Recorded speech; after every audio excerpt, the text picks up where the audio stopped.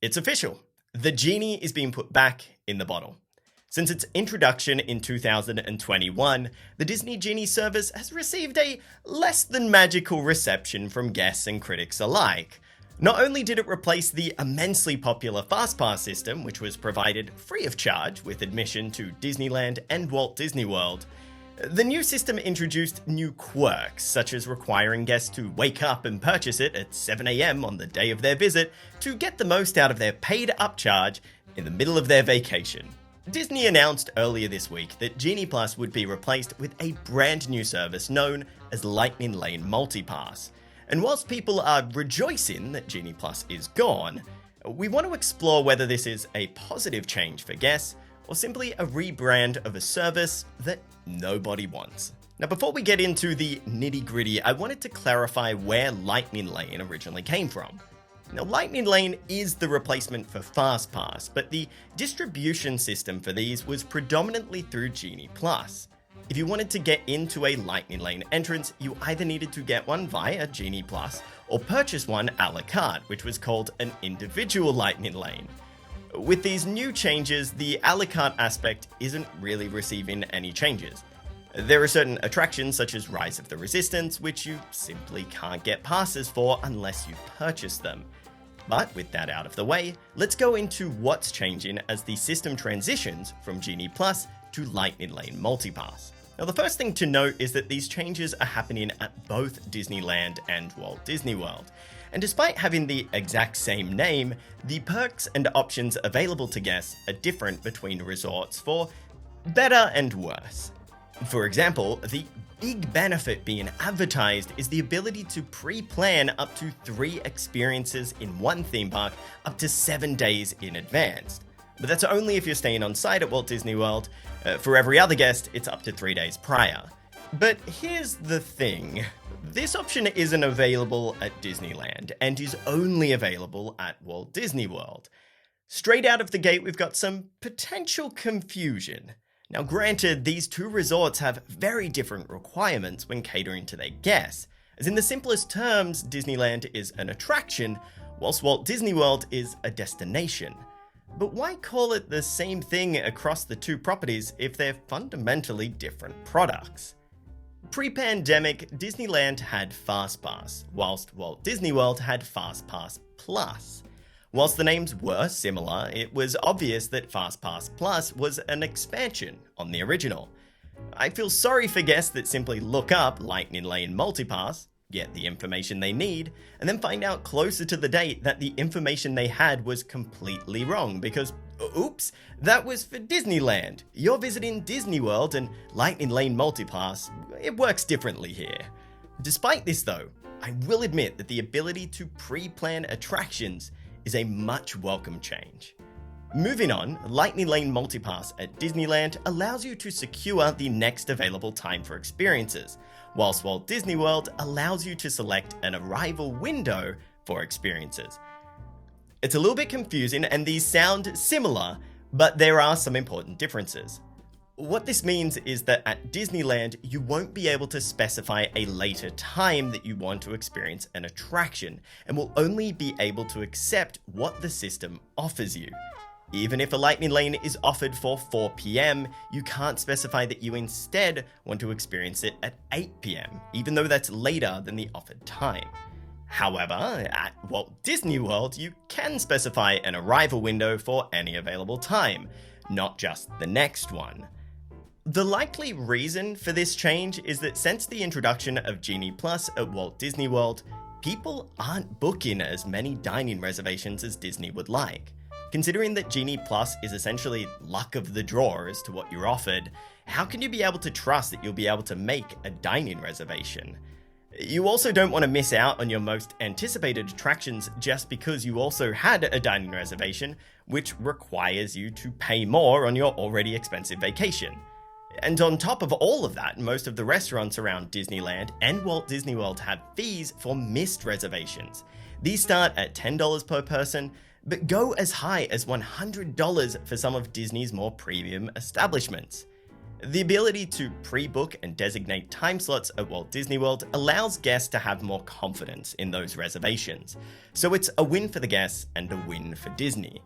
Though for Disneyland guests, you're just gonna have to be comfortable with the current ways. Moving down the list of benefits, both resorts will continue to get access to PhotoPass lenses, which are essentially Disney's version of Snapchat filters. We've been to both Disneyland and Walt Disney World multiple times since Genie launched and have literally never used these. But at least they're not taking them away, which is nice, I guess. Expanding on PhotoPass, Disneyland Resort guests will get PhotoPass downloads from the day of their visit.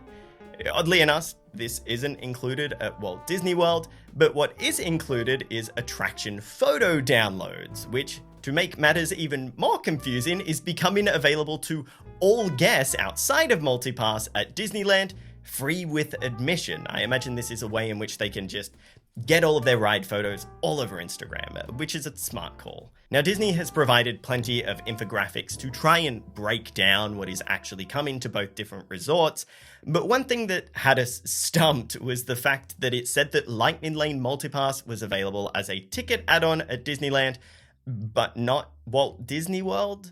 At first glance, I genuinely had no idea what this meant. Now, looking into it, my understanding is that at Disneyland, you're able to buy Lightning Lane MultiPass along with your admission ticket to lump them all together in a single purchase. Now, going onto the Disneyland website and doing a mock purchase, this was certainly the case for Genie Plus and will likely remain the same for Lightning Lane MultiPass. The likely reason as to why you can't do this over at Walt Disney World is due to the way that purchasing multi-park will work at that resort. You need to select your first 3 pre-booked attractions and times, as well as any single pass selections, before you pay. Also, something to note is that Walt Disney World's prices fluctuate based on what parks you're visiting and guest demand. With the current Genie Plus system, this can range from $15 to $35 per person, and if MultiPass ends up being more popular because of pre-booked allocations, then it's likely to steadily increase over time. This is just one of the many caveats associated with pre-booking.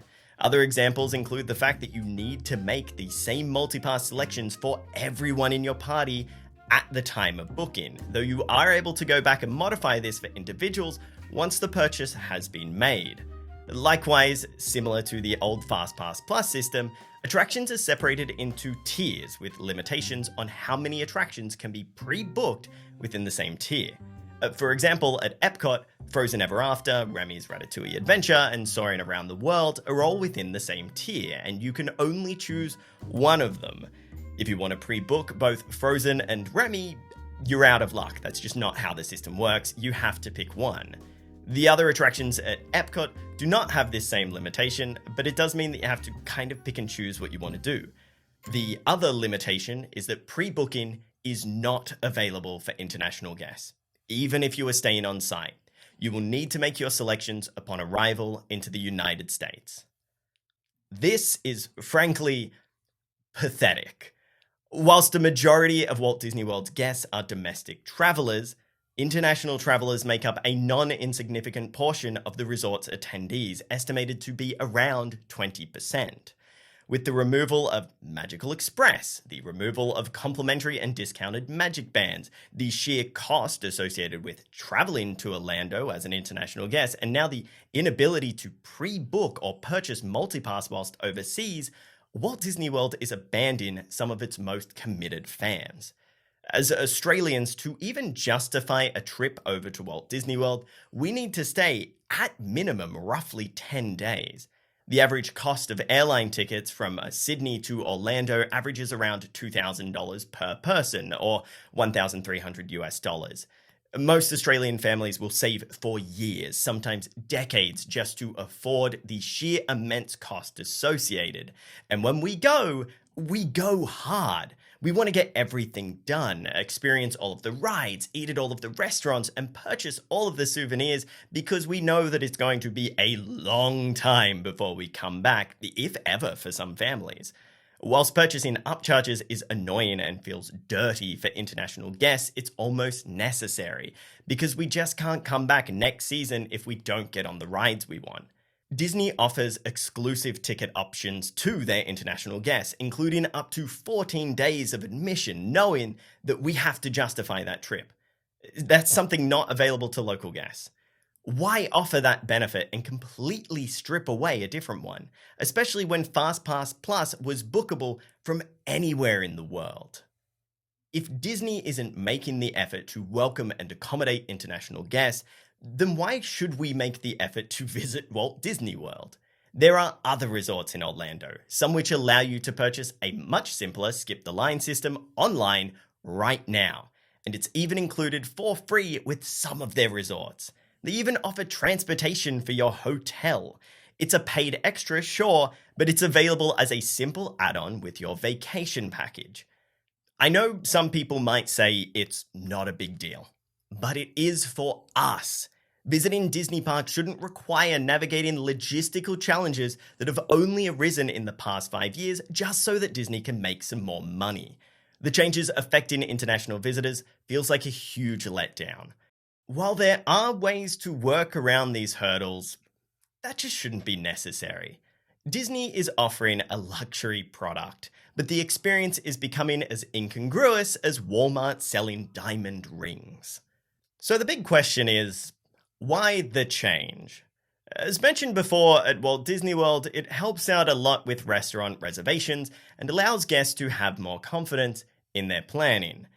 Likewise, since the removal of park reservations, Disney has been desperate to know guests' whereabouts and park plans. This data allows them to resource their parks accordingly to accommodate any unexpected surges in both directions. If the park is busy, they can add on more staff, and likewise, if it's quiet, they can ask some staff to stay home. Lightning Lane Multipass gives Disney that data back, with the additional caveat that guests are essentially paying the company for their own consumer data. This is not a goodwill gesture to guests due to the poor reception of Genie Plus. It's a calculated and informed decision that allows the company to resource their parks accordingly. And really, for Disneyland, it's just a rebrand. Very little is changing over there. As an international, I'm disappointed. For their sake, I hope they figure out a solution soon, but I'm sure there will be plenty of people who will welcome the change and be able to pre-book at Walt Disney World, even if it is only up to 7 days in advance. Whilst I was excited at first for the disappearance of Genie Plus, like many people, compared to FastPass and FastPass Plus, this just feels like 1 step forward, 2 steps back. For Review Time, I'm Dom. Thanks for watching.